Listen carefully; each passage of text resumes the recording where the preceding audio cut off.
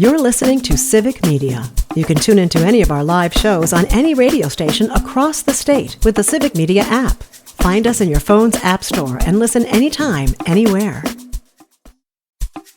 This is your WLAK Daily News Roundup for Lake Air, 107.5 FM and 1260 AM in Amory. For WLAK News, I'm James Kelly.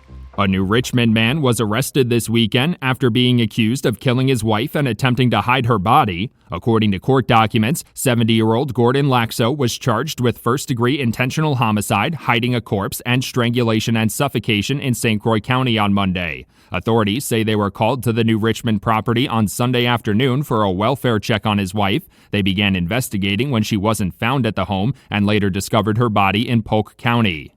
The Superior Police Department is reminding residents that they're handing out overdose prevention kits for free. According to authorities, the department has been handing out the kits to anyone who needs them with no questions asked. They contain fentanyl test strips, Narcan, and various resources for harm reduction and treatment referral options. They're also promoting their fund dedicated to helping people struggling with addiction get into treatment programs. The free kits can be obtained by calling the department directly.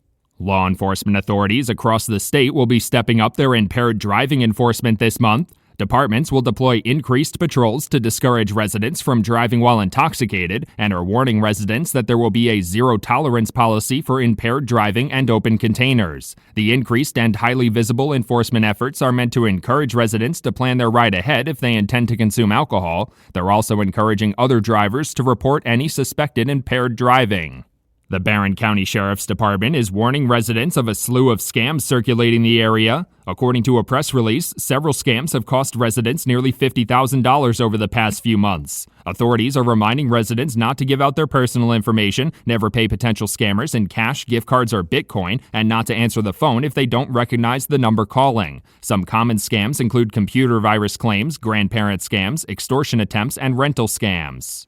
The Wisconsin Department of Transportation Division of Motor Vehicles has announced new fraud prevention efforts. The agency is using a new verification process and alert tool to help residents prevent their identities from being stolen. The new verification feature is available on various DMV applications and compares a photo of the consumer in the moment with the photo the DMV has on file to verify their identity. Residents can sign up for the new alert system online and get notified of activity on their account like a change of address request.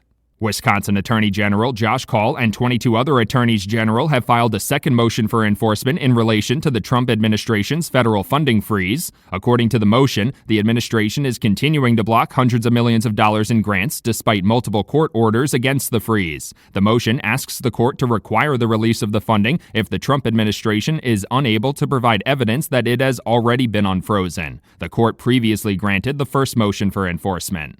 The Aging and Disability Resource Center of Barron County is reminding interested residents to register for their next evidence-based Savvy Caregiver program. The program offers participants a 6-week training course to teach them how to care for their aging family members with dementia. The program runs from April 16th to May 21st at the Rice Lake Senior Center and is free for residents to participate in. It teaches residents about different kinds of dementia and how to handle difficult dementia-related behaviors in a practical way.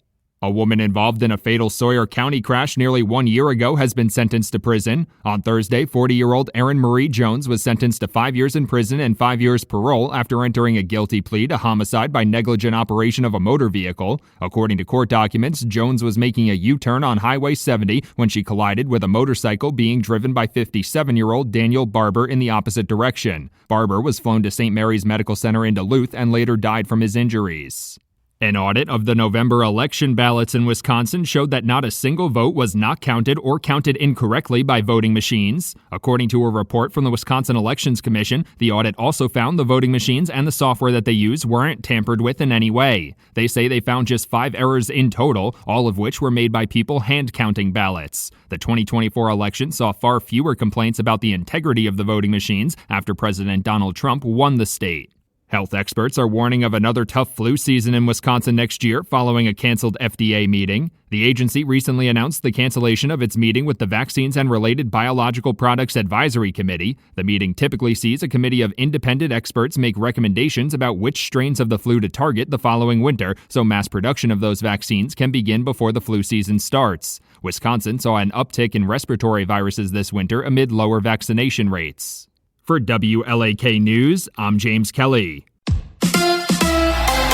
Another Brewers pitcher injured. Hi, I'm Mike Clemens with sports. Brewers manager Pat Murphy says he now has half a dozen pitchers dealing with injuries in spring training. The latest, Aaron Ashby, the lefty pitching last night against the Reds, had to leave the game with an apparent strained oblique muscle. The Reds went on to win 5-4. Ashby to undergo an MRI. Even though it's frustrating, but just kind of, what the timing feels like going on the mound. The team has signed 36-year-old lefty Jose Quintana, who spent the last 2 years with the New York Mets. Basketball tonight, the Bucks are on the road in Atlanta to take on the Hawks. College hoops, number 12th ranked Wisconsin in the Twin Cities, 7:30 tomorrow night for a border battle with Minnesota. Did the Badgers' lack of shots fail them at Michigan State Sunday? Greg Gard. Yeah, well, we had 3 possessions there at the end where we kind of had ball screen defense breakdowns is the word I'll use, because I'm not going to use the word I use with the team. That's Wisconsin's Greg Gard with sports. I'm Mike Clemens.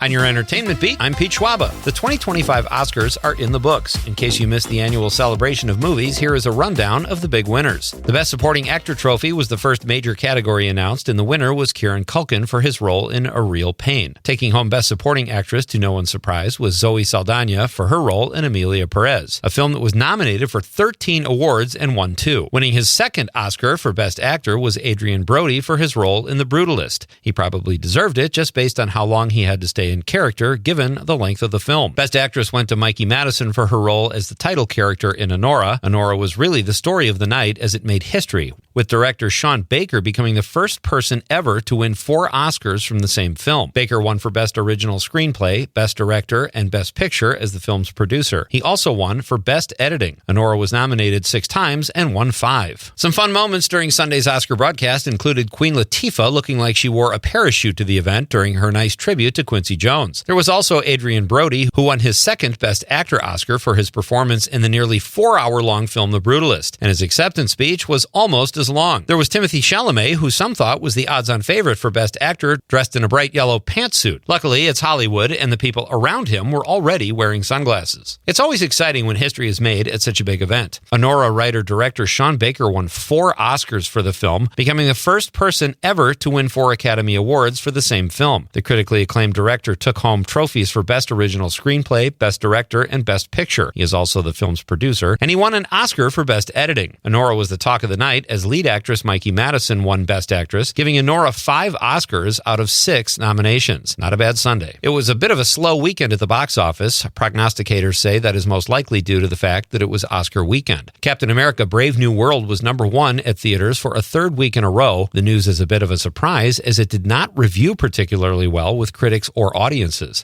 The film pulled in $15 million over the weekend, bringing its total to $163 million domestically. This is a bit of a surprise because movie-going audiences who like a little action had another choice in the film Last Breath, a film about a scuba diving team trying to rescue one of their own. Last Breath drew a 76% on Rotten Tomatoes and has decent star power, with Woody Harrelson leading the cast. Coming in 3rd place was the horror film The Monkey in its 2nd week of release, and holding down 4th place was Paddington in Peru.